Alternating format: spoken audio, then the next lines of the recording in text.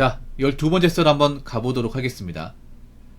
댓글 컨텐츠고 영상 제목 1억은 쉽지 않은 돈입니다. 직장 생활도 꾸준히 해야 하고 적은 월급이라면 생활비 쪼개서 쫄라매야 하고 그게 결코 쉬운 일이 아닙니다. 라는 영상에 달린 댓글입니다. 정말 쉽지 않은 돈이에요. 쉽지 않은 돈인데 왜 1억의 가치 무시하는지 모르겠습니다. 왜냐하면 통장 1억도 없는 사람이 태반인데 요즘에 1억 2억을 굉장히 동네 뒷집 강아지처럼 쉽게 얘기합니다. 근데 난 웃기네요. 자기가 1억이라는 자산을 만든 적이 없으면 1억이라는 가치를 함부로 운운하면 안 됩니다. 그렇지 않습니까? 아니, 내가 저 영화를 본 적이 없는데 저 영화가 재밌는지 재미없는지 어떻게 합니까? 내가 저 산을 올라가 본 적이 없는데 저 산이 좋은 산이 나쁜 산인지 어떻게 하나요? 맞잖아요. 1억이라는 걸 평가하려면 저 1억이라는 자산을 만들고 나서 1억이라는 돈을 모으고 나서 얘기해야 되는 거 아니야? 근데 모으지도 못한 사람이 어떻게 1억을 얘기합니까? 뭔가 잘못되지 않았습니까? 보통 1억 자산을 무시하는 분들 보면 1억이 어떤 돈인지 모릅니다. 만져본 적이 없어요. 경험한 적이 없습니다. 근데 함부로 얘기하죠. 특히나 B2 하신 분들, 레버리지 투자 하신 분들이 그런 말 쉽게 해요. 야, 1억까지 아파트 못 사는데 그 돈 통장에 있어봐 뭐하냐? 요즘 집값이 얼마인데 이런 말 하거든요. 근데 그런 사람 대부분 현찰이 없어요. 그러니까 B2 하는 거죠. 이게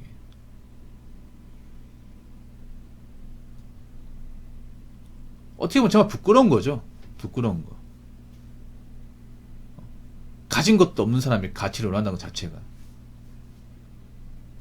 1억은 예나 지금은 큰 돈입니다. 물론 1억의 가치는 가면 줄고 있어요. 물가가 오르고 화폐가 떨어지다 보니까 당연히 1억의 가치는 줄 수밖에 없죠. 그래도 일반 사람들이 봤을 때 큰 돈이야. 월급쟁이가 함부로 이 가치를 논할 수 없는 돈이에요. 왜냐, 일반 월급쟁이가 자신이 번 돈만으로 1억을 달성하려면 정말 오랜 시간이 걸리고 많은 것들을 감내해야 됩니다. 어서오세요. 절대 단기간에 달성할 수 있는 게 아니고, 그리고 이 돈을 모으는 동안 많은 것들을 감내해야 됩니다. 근데 그 감내하는 게 쉽지 않죠. 일단 우리가 알아야 될 게 하고 싶은 걸 다 해가면서 돈을 모을 수 없습니다. 남자분들은 아마 차 타는 것을 좀 미루셔야 될 거예요. 물론 차를 사도 되는데 차를 살 거면 딱 이제 뭐 비싼 차보다는 뭐 중고로 어느 정도 이제 유지가 가능한 차를 몰아야겠죠. 그리고 이제 각종 이제 짐신이 올 때마다 참아야겠죠. 그리고 직장을 그만두고 싶어도 그만둬서는 안 되겠죠. 그러니까 1억에 많은 것들이 녹아나 있는 거예요. 내가 그만큼 직장 참고 다니고 일 열심히 하고 그리고 돈 열심히 모으고 쓰고 싶은 거 참아가면서 오랜 기간 걸려서 달성한 게 1억이라는 돈입니다.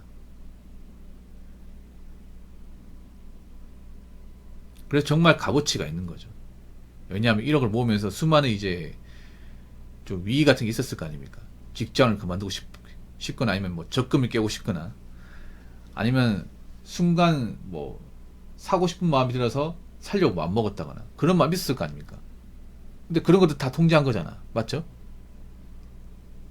얼마나 힘들었을까요? 그게. 근데 1억을 뭔가 내가 스스로 이렇게 모아본 경험도 없는데 1억의 가치로 놀아나는 것 자체가 말이 안 되는 거죠. 근데 저는 시간이 오래 걸려도 1억을 모아봐야 돼. 1억을 모아봐야 됩니다. 그래야 돈의 가치를 함부로 얘기하지 않고 그래야 이 험난한 세상을 넘어갈 수 있어요. 나는 개인적으로 걱정되는 게 지금 보면 이 통장정과 비어있는 사람들 많고 1억은커녕 5천만 원도 없는 사람들 많단 말이에요. 앞으로 그런 사람들이 어떻게 대한민국을 헤쳐나갈까요? 대한민국 가면 갈수록 돈 없는 사람들한테 정말 힘들고 비장한 곳이 되어가는데 과연 돈도 없이 어떻게 살려고? 그렇지 않습니까? 물론 1억 가지고 집도 못 사고 엄청나게 큰 돈을 벌 수는 없어. 그렇지만 1억이 있다는 얘기는 어떤 거예요? 빚이 없다는 거죠. 빚 없이 1억이잖아. 근데 지금 젊은 사람들이 빌리는 사람도 많거든요. 그런 사람 돈을 못 모으겠죠. 그리고 1억 있으면 웬만한 금전적인 문제는 해결됩니다.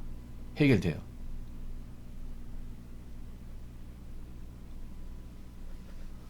아무튼 저는 젊은 사람들한테 눈을 얘기하고 싶은 게 함부로 억 단위의 돈을 자신들 마음대로 평가하지 마십시오. 그럴 만한 자격이나 능력이 있는 사람들 많지 않습니다. 앞으로도 이런 큰 돈이에요. 앞으로도.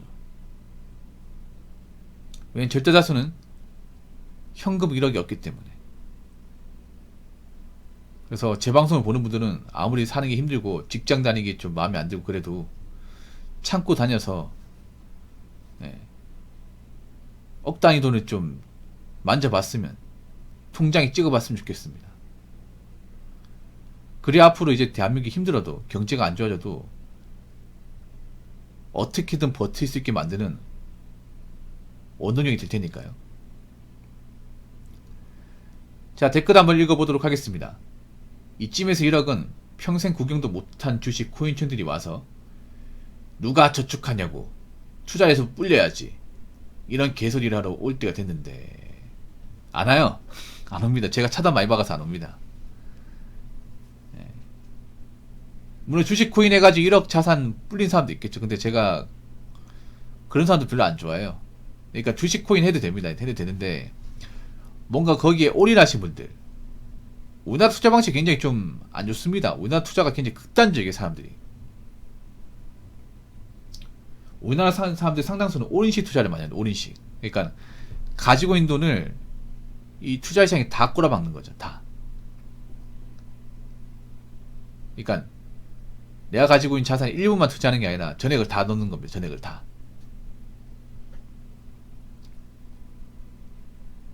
특히 우리나라 사람들은 투자 방식이 잘못된 게, 이걸로 막 큰 이득을 보겠다고 접근하는 사람들이 많아. 큰 이득. 아무래도 2020년 그때 비트코인 광풍이 불었을 때 좀 재미를 보신 분도 있다 보니까, 특히 주식보다 이 비트코인이 여러 사람들 좀 망치게 만든 거예요. 이게 주식은 일확천금 기대하는 사람들이 많이 없거든요. 주식은. 근데 아직도 비트코인은 일확천금 기대하는 사람들이 많아. 왜냐? 일확천금이 되었던 것을 예전에 목도했기 때문에. 그래서 한탕주의 강한, 성격이 강한 게 주식보다 코인이에요. 어떻게 보면. 그리고 주식보다 코인이 무서운 게 뭐냐? 주식은 주식 거래소에 이제 운영 시간이 있잖아요. 밤에는 주식 변동이 안 되잖아. 맞죠? 주식은 개장 시간과 폐장 시간이 있잖아요. 운영 시간이 있죠. 그 시간대 왔다 갔다 거리지, 그 시간 끝나버리면 움직이지 않죠. 그렇지 않습니까? 근데 비트코인은 365일 24시간 내내 움직입니다.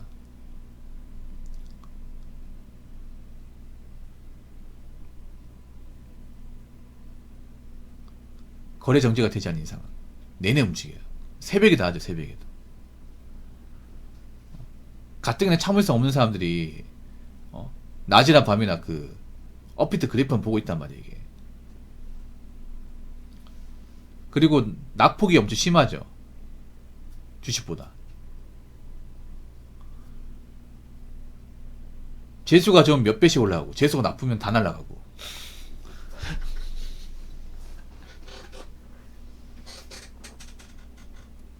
가뜩이나 한방 좋아하는 대한민국 사람들이 좋아할 수밖에 없는 것 같아. 약간 사행성을 좋아하는 분들이.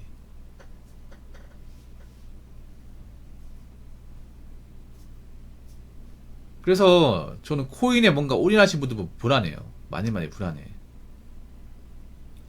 코인 하지 말라는 게 아니에요. 적당히 하는 거, 적당히. 이 코인이 왜 무서운지 아세요?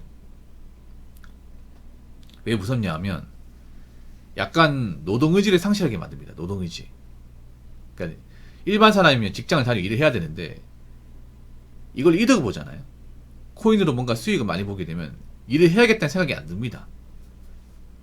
직장을 다녀야 되는 명분이 없어져요. 이게 왠지 아십니까? 예를 들어 이런 게 있어요. 어떤 공장에서 하는 노동자가 있습니다. 그 사람이 한 달 여도 쇠가 빠지게 돼서 받는 돈이 한 280만 원 정도 돼요. 세금 떼고. 예. 굉장히 힘들게 일해요. 그 정도로 봤는데 비트코인에 내 가지고 있는 전재산 1000만 원을 걸었어. 넣었어요. 한 종목에. 근데 3일 사이에 한 3천만 원 뛴 거예요. 4천만 원이죠. 4천만 원. 이거 딱 보는 순간 이성이 마비가 되는 거예요. 마비될 수밖에 없어요. 왜냐? 나 이 1000만 원 버는 거 쉽지 않았고 회사에서 이 뺑이 치고 겨우겨우 받는 게 280만 원이야. 근데 이 돈의 10배를 3일 만에 벌었어요. 내가 수입 본 돈을 회사에 벌려고 하면 1년 내도록 진짜 덥고 추운 환경에서 윗사람 욕먹으면서 땀 흘려가면서 일해야 벌 수 있는 돈인데 이 돈 3일 만에 벌었어요. 그러면 일해야겠다는 생각이 들까 안 들까요? 안 드는 거예요. 이게 안 드는 거예요. 제가 이걸 실제로 겪었던 게 뭐냐면 제가 겪은 게 아니라 사연으로 왔었어요. 이게 뭐냐면 공장 노동자가 자기가 비트코인을 했는데 이득을 많이 본 거야. 그래서 직장 때려치고 전업 투자를 할 거냐 안 할 거냐 전 하지 말라고 했었거든요. 그리고 또 어떤 케이스가 있었냐면 쿠팡에서 기차 기사로 일하는 분이 있었는데 그분 같은 경우에는 코인 했는데 이틀 만에 500이 올랐어요. 500이. 그래서 이거 딱 보는 순간 일하고 싶은 생각이 안 드는 거야. 일이 소리 안 잡히고 직장 때려치우고 전업 투자하고 싶은데 어떻게 생각하십니까? 저 하지 말라고 했거든요.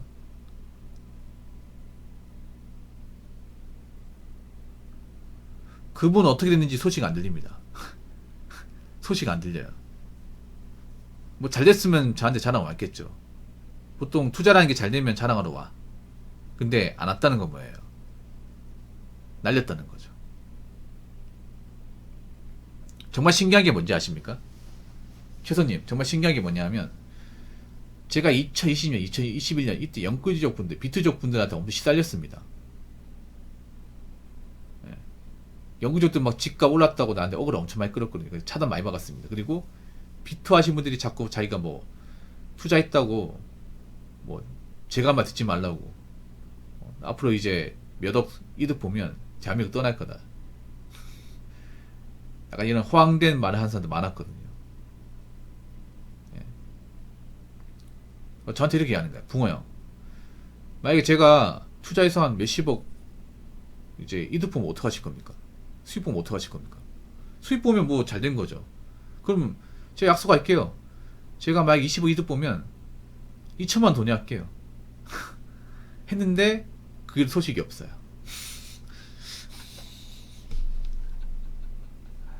어떻게 된지 모릅니다. 뭐 하면서 하는지 몰라요. 근데 제가 봤을 때는 날린 것 같아.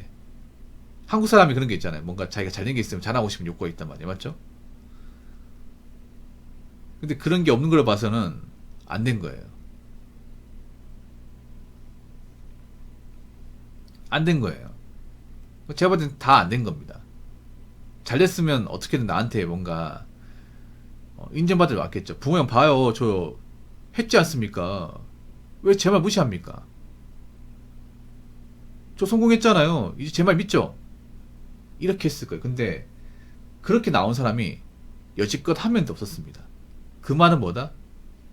그렇게 말하고 이제 투자시장에 뛰어든 사람들이 다 날려먹었다는 거죠.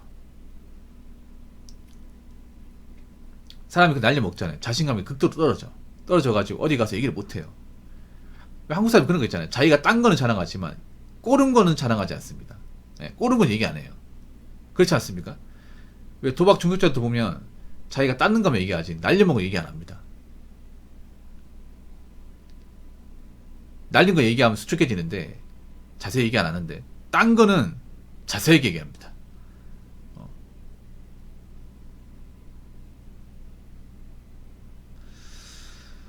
그래서 뭐 투자를 하지 말라는 건 아니. 근데 너무 불건강하게 빚까지 져가면서 내가 가지고 있는 전부를 투자는 올인식 투자는 하지 마세요. 올인식 투자는 투자를 해도 내가 가지고 있는 자산의 일부만 하세요. 일부만. 그리고 한 방 노리지 마시고요. 아시겠죠? 자, 이상으로 12번째 썰 마치도록 하겠습니다.